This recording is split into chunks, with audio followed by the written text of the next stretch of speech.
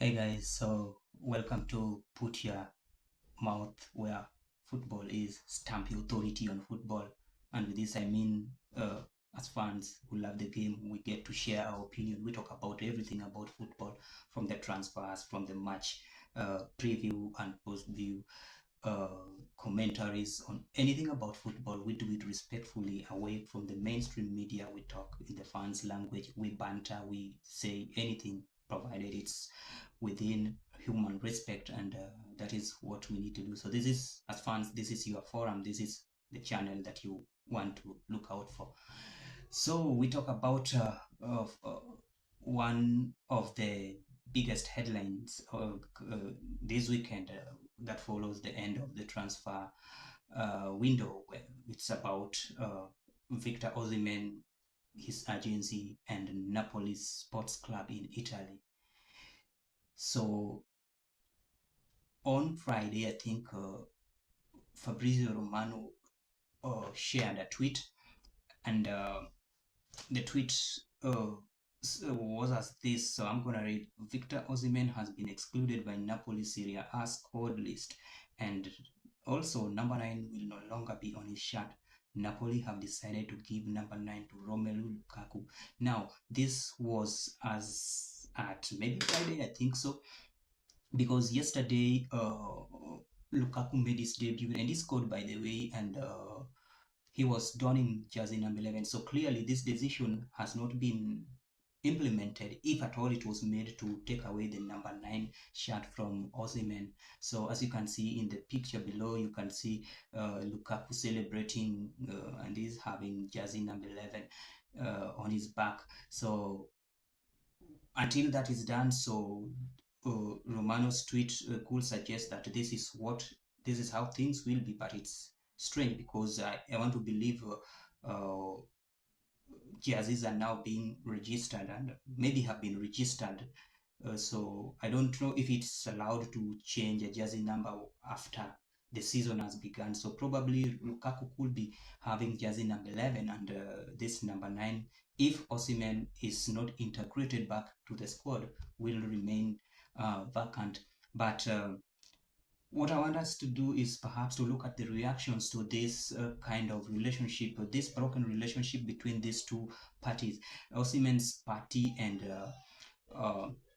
Napoli sports club's stance on this opinion. So as you see, the relationship is completely broken, and the current coach right now, uh, Antonio Conte, I think in a tweet also shared today by Romano, said that there is no reintegration of any player back to the squad. So it looks like Conte has also made his decision to sail the ship without its main man, Victor Osimhen. So the ship of the train is going, and Osimhen is not needed and maybe not missed anymore.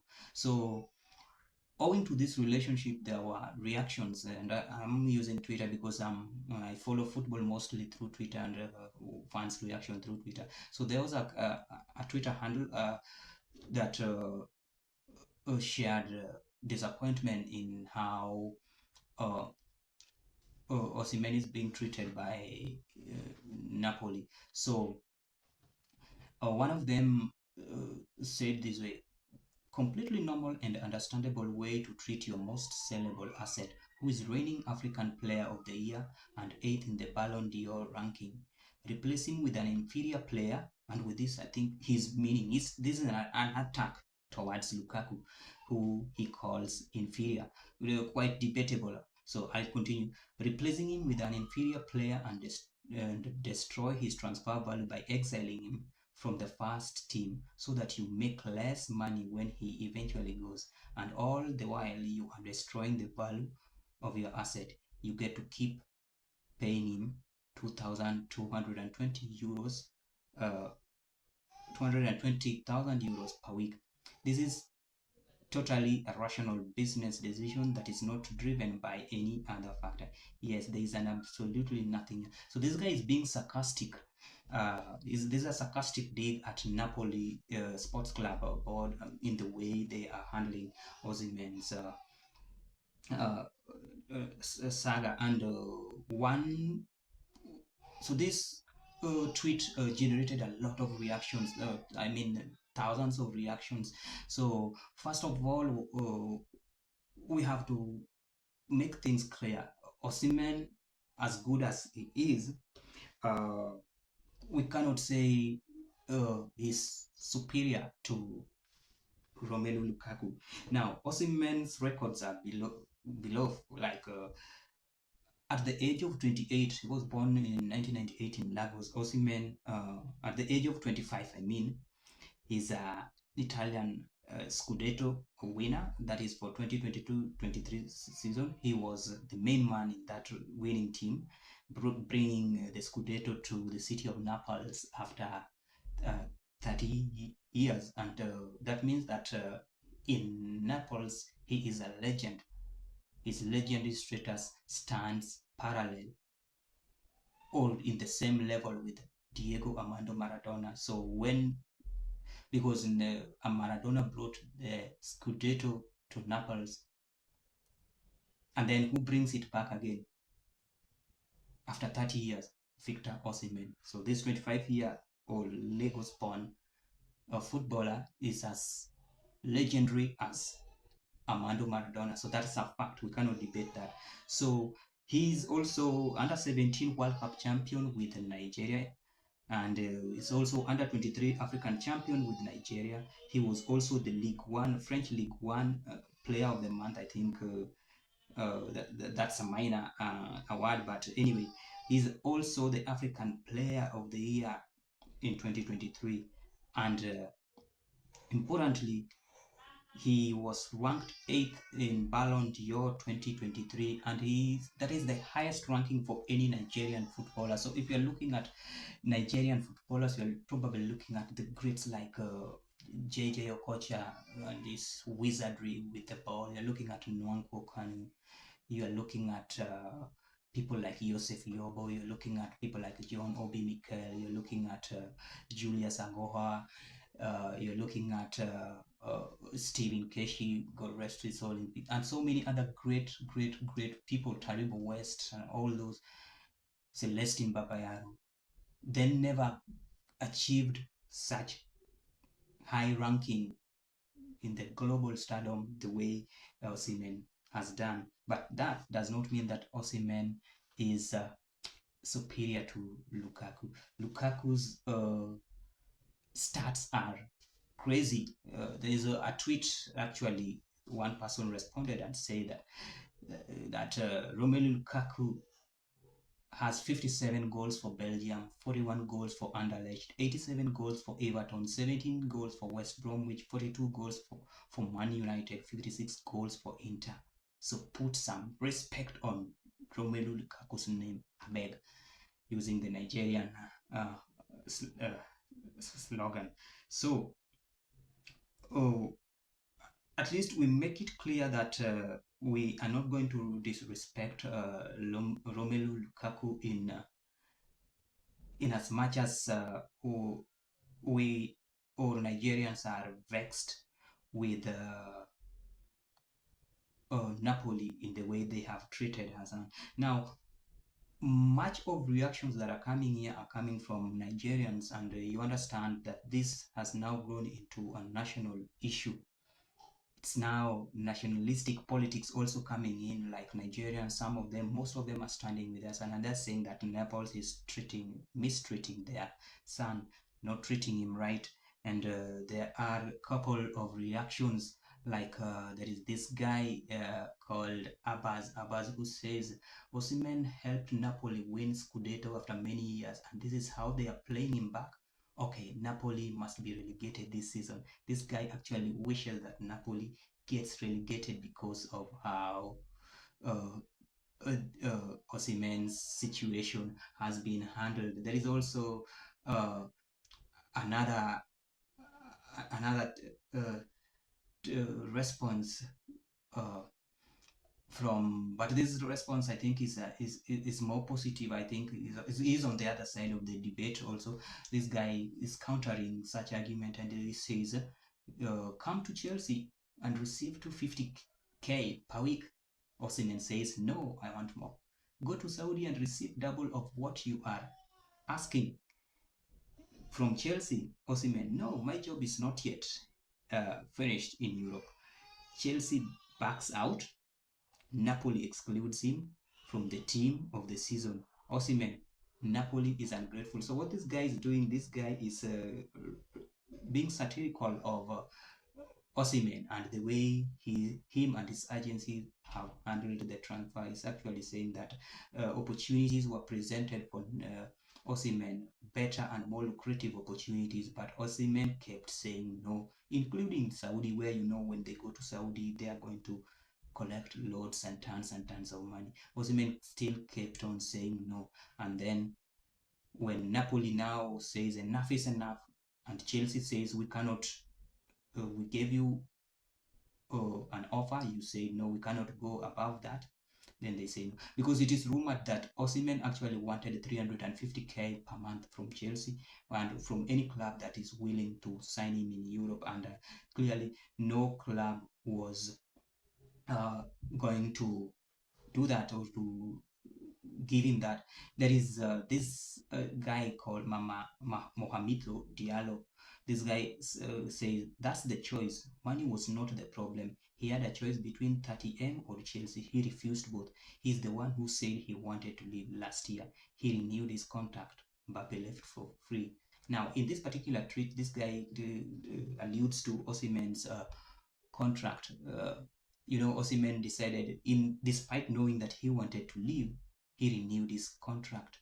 So he basically said, guys, I want to leave, but I want to extend my stay. So it's like that's kind of double speak, because it makes no logical sense. Often players, when they near the end of their contract and they know they plan to play elsewhere, what they do is to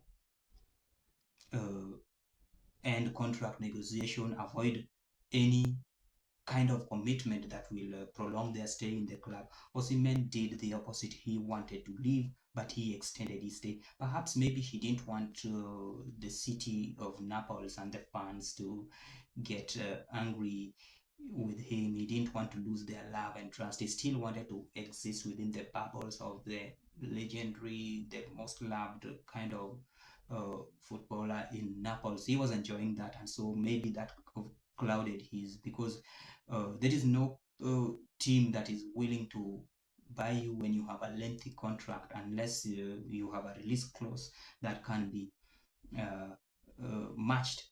And as for him, that's not the case. Now, there is this guy who is accusing Napoli, and he is called Omasco. Omasco says Napoli and the board members are very ungrateful. Victor has done so much for them and shouldn't be treated this way. I remember when the club's social media publicly promoted racism against him without an apology, and the whole term mute because he's African. He's never appreciated.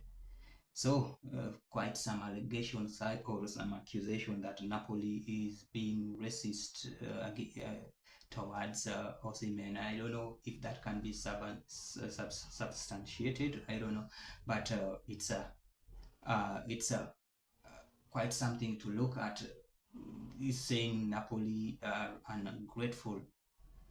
There is this guy who called Cantona Scholar, who I think he's on the other side of the debate. He said that that is Osimhen, made it clear he wanted no parts to do with them this season, and both club and player agreed on that. He was confident he'd be a hot cake in the market. But at 29, I think he's getting it wrong there, because I think, as per the Wikipedia, I think Osimhen's age is 25. So we go with what's on the record. So you say, but at 25, okay, you gotta lower your wages to attract more suitors. He played himself. So again, this is a guy that is blaming the agency and Osimhen, and that for me looks like where we really need to look at Osimhen's agency, and Sporting Plus says sometimes the player and his agents are their own worst enemy. I think this is the issue that needs to be addressed.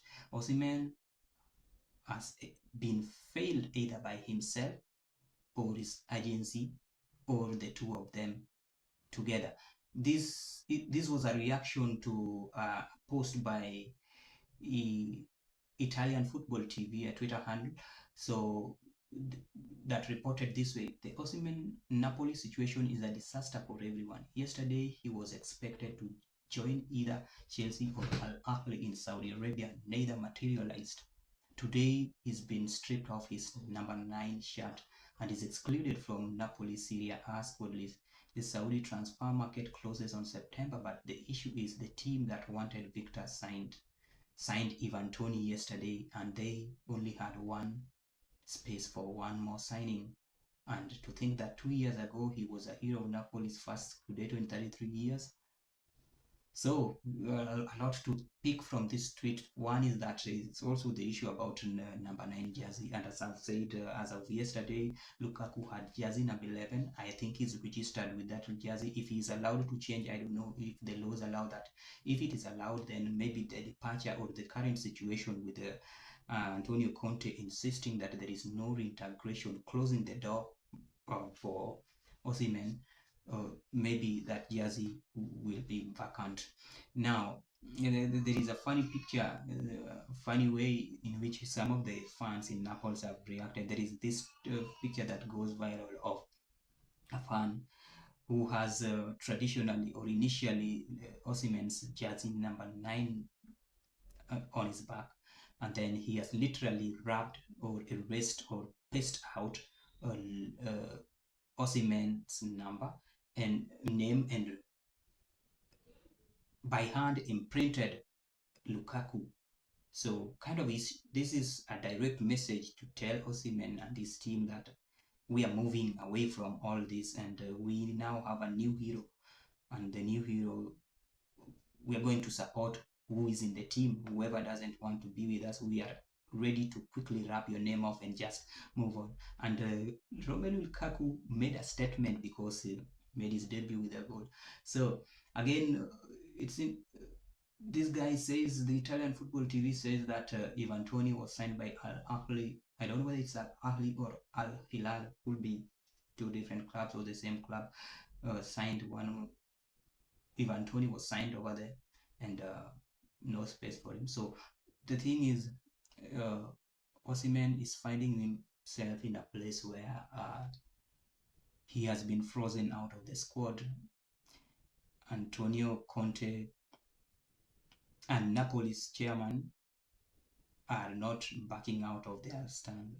Conte is a disciplinarian. Those who know him, his tactics, he's tough on players, and he goes hard. He plays hardball, expect maximum discipline. So he is not going to budge out. That I can promise you. Napoli's boss is also is not going to budge out. So things are not good for Osimhen.